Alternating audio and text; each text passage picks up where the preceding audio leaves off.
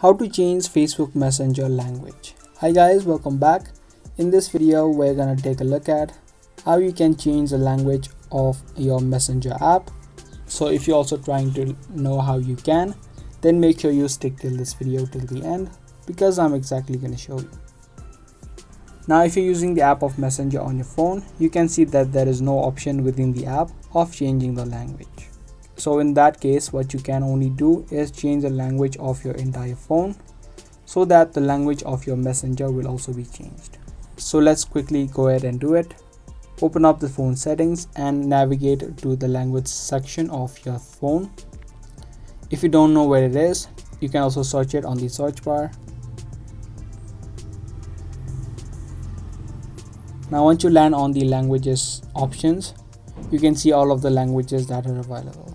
Just pick the language that you want to add in and tap on OK. Now the entire language of your phone will also be changed along with your Messenger.